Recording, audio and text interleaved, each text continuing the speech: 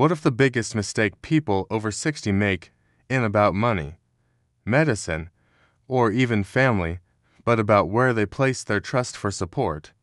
Most seniors believe family will naturally be there when things get hard, but something doesn't add up. If family support is guaranteed, why do the many older adults still feel isolated, overwhelmed, or vulnerable after 65? The truth is incomplete, and the missing piece has been shaping outcomes quietly for decades. Here's the first clue. According to U.S. aging surveys, millions of seniors report having children or relatives, yet loneliness rates rise sharply after retirement age. Another clue.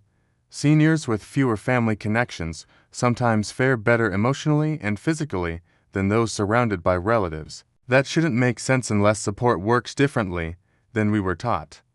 To understand why, we have to step back into the science of aging and social support. In the late 20th century, researchers like Dr. Robert Waldinger of the Harvard Study of Adult Development began uncovering a surprising pattern.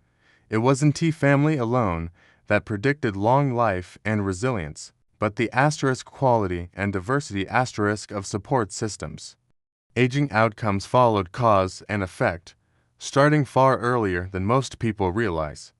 The origins of this issue often begin in early adulthood. In the 20s and 30s, many people narrow their support world.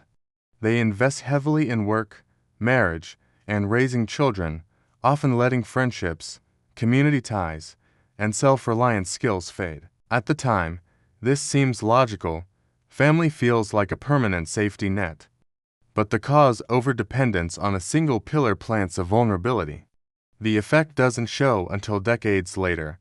Changes start quietly in the 40s. Careers peak, stress increases, and time becomes scarce. Social circles shrink further. According to American social trend data, midlife adults report fewer close connections than they did in their 30s. At the same time, health issues begin to appear, requiring emotional and practical support. The cause is consolidation of support. The effect is fragility when that one source becomes strained. Then comes the shift after 65 that most people ignore. Retirement alters family dynamics. Adult children have their own responsibilities, financial pressures, and geographic distance. The U.S. Census shows that a significant portion of seniors live hundreds of miles from their closest relatives. At the same time, needs increase medical decisions, daily assistance, emotional reassurance. The cause is misaligned expectations. The effect is disappointment, resentment, or silence. This tension often reaches a breaking point in the late 70s. A health scare, loss of a spouse, or financial change exposes the gap between assumed support and actual support. Studies from the National Institute on Aging show that seniors who rely solely on family are more likely to experience unmet care needs. What looks like abandonment is often overload. Family alone was never designed to carry everything. The fallout affects health, money, and lifestyle. Seniors without broader support networks have higher rates of depression, slower recovery from illness, and greater financial stress. Data from U.S. health surveys reveal that socially supported seniors have lower hospitalization rates and maintain independence longer. Across millions of older Americans, the same pattern repeats. Diversified support equals resilience. So what fills the gap? What are the 6 essential pillars of support after 60 that often prove stronger than family alone? The first pillar is peer connection. Fellow seniors understand aging challenges without explanation. Research shows peer groups reduce stress hormones and improve adherence to healthy behaviors. The second pillar is structured community. This includes senior centers, faith groups, volunteer organizations, or learning communities. Structure creates consistency, which the aging nervous system thrives on. The third pillar is professional guidance. Doctors, therapists, financial advisors, and care coordinators provide objective support that family cannot. Studies show seniors who engage professional planning earlier avoid crises later. The fourth pillar is personal autonomy.